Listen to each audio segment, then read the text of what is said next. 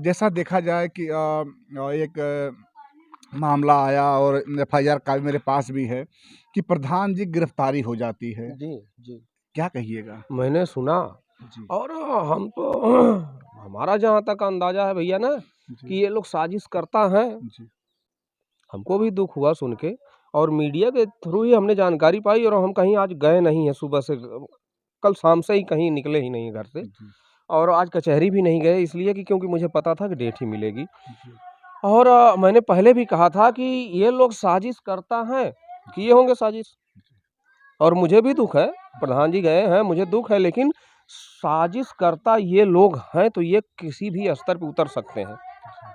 मैंने पहले भी बता दिया था कि ये लोग बाहर आएँगे तो कुछ न कुछ करेंगे जी। और कर दिया उन्होंने। जैसे ही इनको बेल मिला तो खेला हो गया, आते ही तुरंत। जी, जी, तुरंत अभी पता नहीं क्या-क्या करेंगे। हमारा परिवार भी सेफ थोड़ी है, जी, सुरक्षा मिली है, लेकिन फिर भी खुद को सेफ नहीं समझ सकता मैं।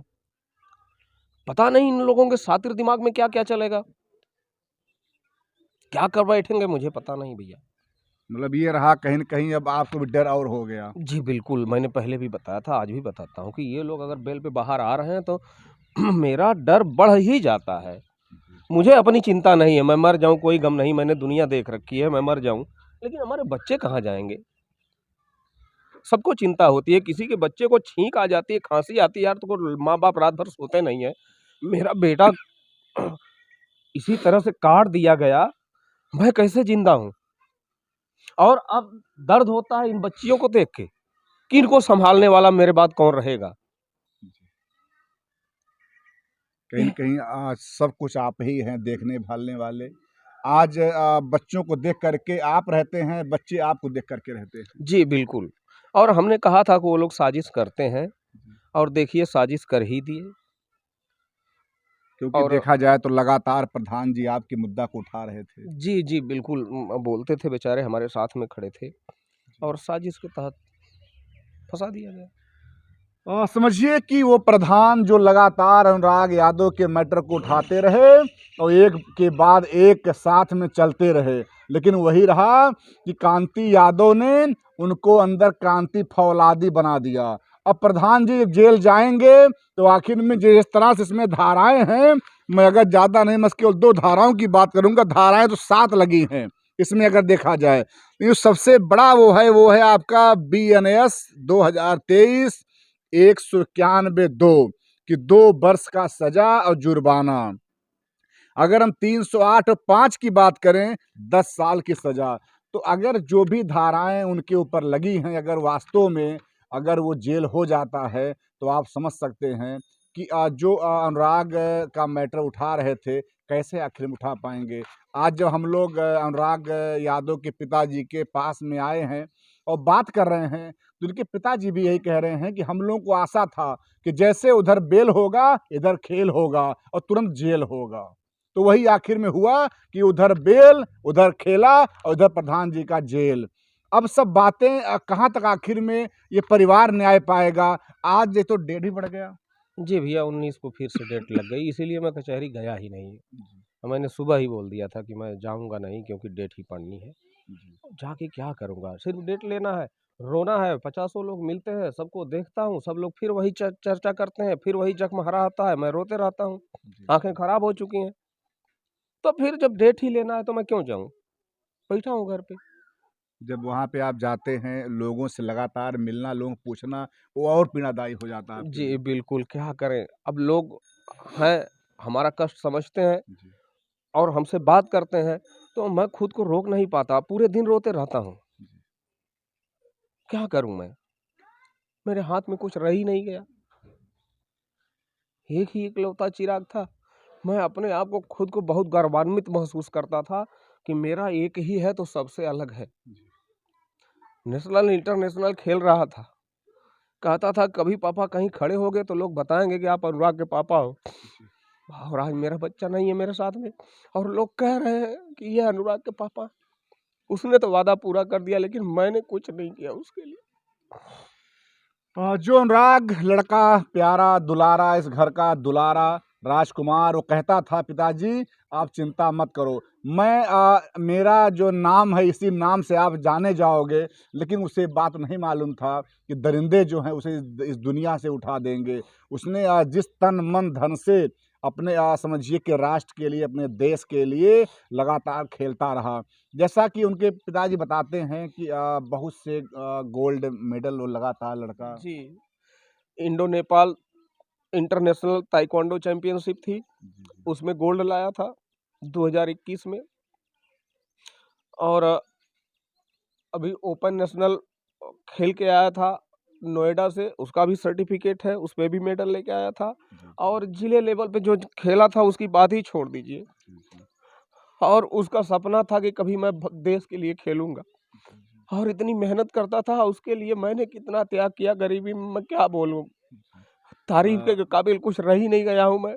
जानकारी मुझे यही मिलती है कि आप भी जो है अभाव था जीवन में, फिर भी आपने जो है लगातार अपनी मतलब खुशियाँ जो है उसे ताक पे रख करके उस बच्चे के लगातार आप प्रयास करते रहे। जी भैया, मणिपुर से कोच बुलवाता था, पैसे नहीं होते थे घर पे, लेकिन फिर भी मैं खेत बाड़ी बेच देता था, गाय भैंस बेच देता था। बोलता था बेटा जहाँ भी जाओ अगर खेलो तो तुम्हारे सामने कोई ऐसा ना हो जो टिक जाए यार, इस तरह से की तैयारी करो, उसकी जिम्मेदारी मेरी, अभी बाप तुम्हारा जिंदा है। जैसा आप बता रहे हैं बात जो उनके कोच ने हमसे बताया कि हमको भी गर्व होता है कि हम लोग जहाँ जहाँ उस लड़के को ले गए वहाँ वहाँ पे वो मेडल ले करके आता जी था। बिल्कुल, कोई ऐसा टूर्नामेंट नहीं था, चाहे ब्लॉक लेवल का रहा हो, जिले लेवल का रहा हो, मंडल लेवल का रहा हो, नेशनल इंटरनेशनल या तो फिर स्टेट लेवल पे, हर जगह मेरा बच्चा मेडल ही लेके लौटा, कभी खाली हाथ वापस नहीं आया। मैं बहुत खुश होता था।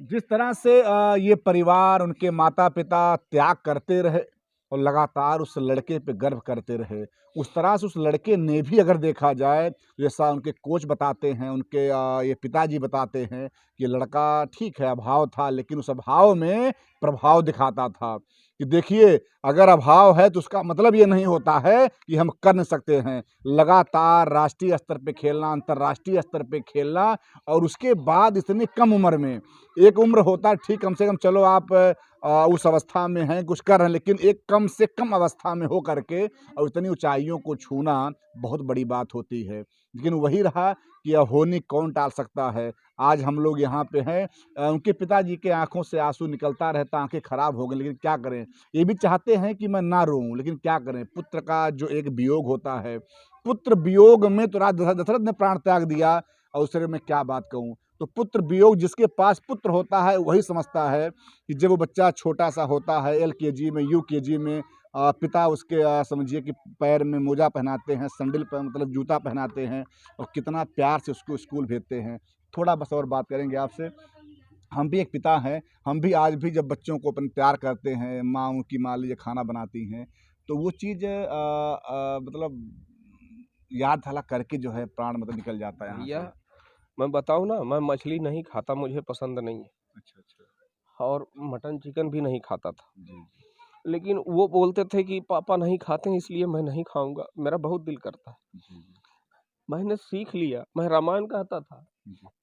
तालाब खुदवा दिया उनके लिए, और नाक पे ऐसे रुमाल बांध के मैं उनके लिए फिश करी बना के देता था। अब मैं खाता नहीं था, लेकिन फिश करी बना के उनके लिए रुमाल नाक पे बांध के बनाता था। कहता था बेटा मैं जैसा बना दूंगा ना तुम्हारी माँ नहीं बना पाएगी। अच्छा अच्छा। सॉरी, अब नहीं बोल पाया। वही रहा कि लगातार परिवार उस लड़के के लिए सब कुछ त्याग करता रहा। इनके पिताजी भी एक समझिए ऐसा कहा जाता है भविष्य को देख करके कि भविष्य में हमारा ये जो वृक्ष है जब वो फल देगा झुक जाएगा, लेकिन इन दरिंदों ने ऐसे झुका दिया कि परिवार लाचार हो गया। तारीख पे तारीख केवल पढ़ते रहे और अगला तारीख पड़ गया 19। यही होता भी है कि अगर जो बेचारे गरीब हैं उन्हें क्या मिलता है, केवल तारीख। और क्या को बता बात करते हैं कि गरीबों को क्या मिलता है। आश्वासन मिलता है, जी। भाषण मिलता है, और कोर्ट से तारीख मिलती है, और कुछ नहीं मिलता गरीबों को। केवल आना जाना लगा रहता है बस। जी बस बिल्कुल यही है, सबके लिए आम बात हो गई होगी, लेकिन मेरा तो जीवन निरर्थक हो गया यार। जीने की कोई इच्छा नहीं बची है, बस बच्चियों को देखता हूँ, काबिल बना रहा था, लेकिन लोगों ने खा लिया। अब इनसे उम्मीद करके बैठा हूँ, और उम्मीद ये भी नहीं है कि नहीं आप पढ़ो लिखो तो नौकरी करो, जी, ये भी उम्मीद नहीं कि नौकर बनो किसी के। पढ़ो लिखो, ढंग से जीवन जीना आ जाए आप लोगों को, मेरी जिम्मेदारी बस इतनी सी है। लेकिन अगर आप ऐसे हरदम रोएंगे, आप परेशान रहेंगे, आपका स्वास्थ्य खराब हो जाएगा, तो आखिर में कैसे बच्चे देख करके रह पाएंगे वो भैया मैं भी। आपको बताऊं, जी, स्वास्थ्य खराब होने का कहा, दिमाग ही खराब हो गया है। स्वास्थ्य खराब होगा, जीना किसके लिए यार, माया की दुनिया है, चले जाएंगे सब लोग एक दिन छोड़ के। जितनी सांस ऊपर वाले ने लिख के दे दी है, आप उतनी सांस ले पाओगे। जिस बेरहमी से मेरे बच्चे को मारा गया, मेरी आंखों के सामने मेरा चिराग चला गया, क्या भरोसा रखूं, मेरा स्वास्थ्य या कुछ भी। परिस्थितियां बहुत कुछ सिखा देंगी, मैं भी मर जाऊंगा, ये लोग खुद जीना सीख जाएंगे। अभी तक सहारा है ना, लोग कहते हैं कि सहारे इंसान को कमजोर बना देते हैं, जी। तो ये लोग खुद को मजबूत बना लेंगे, मेरे रहने का कोई मतलब थोड़ी है।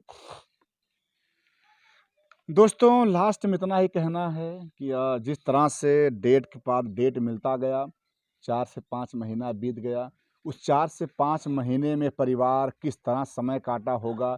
क्यों कहा जाता है कि सुख के समय तो बीत जाते हैं, लेकिन जो दुख के समय होते हैं, उनको बिताना बड़ा ही मुश्किल काम होता है। जब रात में सोते होंगे, तो सुबह कैसे होता है, वो तो इस परिवार के लोग ही समझ सकते हैं। और जिस तरह से ये कोर्ट के डेट आते रहते हैं, वो समझिए वो तो और भी से कहा जाता है घाव पर नमक डालना, वही हाल इनका डेट है। जिस तरह से डेट पे डेट दे रहे हैं, केवल नमक वो घाव पे नमक डाल रहे हैं। प्लीज़ आप लोग कमेंट कीजिएगा। जय हिंद, जय भारत।